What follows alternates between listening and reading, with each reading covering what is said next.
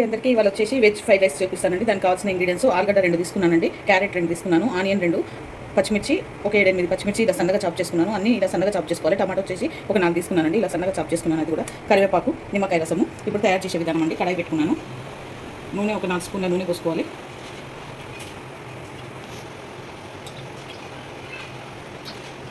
ఇప్పుడు ఆవాలు జీలకర్ర అవేమీ వేయనండి. ఇప్పుడు రెస్టారెంట్ స్టైల్ లాగా చేస్తున్నాను నేను. క్యారెట్ ఆలుగడ్డ వేసేసుకోవాలి.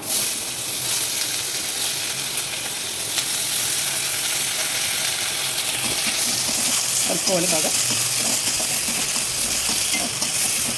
మగ్గడానికి సాల్ట్ ఇప్పుడే వేసేసుకుంటున్నాను. ఒక 2.5 స్పూన్ల సాల్ట్ వేసుకుంటున్నాను. వేసుకొని బాగా కలుపుకోవాలి.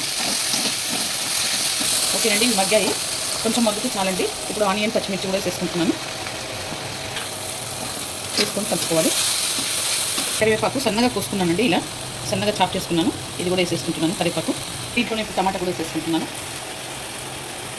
పసుపు వేసుకుంటున్నాను, ఒక స్పూన్ పసుపు వేసుకుంటున్నాను. మగ్గాలు ఇవి మగ్గినాక సాసెస్ అన్ని యాడ్ చేస్తాను అనమాట. దీంట్లో సాసెస్ యాడ్ చేయాలండి. సోయా సాసు ఒక స్పూన్ తీసుకుంటున్నాను, పెద్ద స్పూనే. ఒక spoon soya sauce, chilli sauce ఒక స్పూను, టమాటా కెచప్ ఒక స్పూను,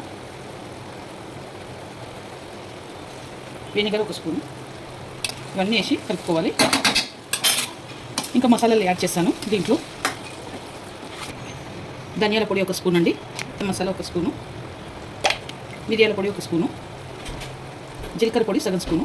అన్నీ వేసుకొని బాగా కలుపుకోవాలి.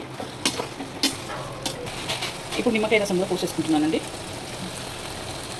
పోసేసుకొని అంతా మిక్స్ చేసుకోవాలి. ఇప్పుడు రైస్ వేసుకోవాలి. దీంట్లో రైస్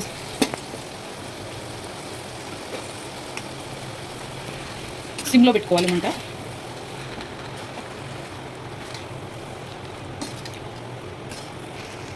ఓకేనండి, వెజ్ ఫ్రైడ్ రైస్ రెడీ అయిపోయింది. ఇప్పుడు దీంట్లో కొత్తిమీర వేసేసుకుంటున్నాను లాస్ట్లో.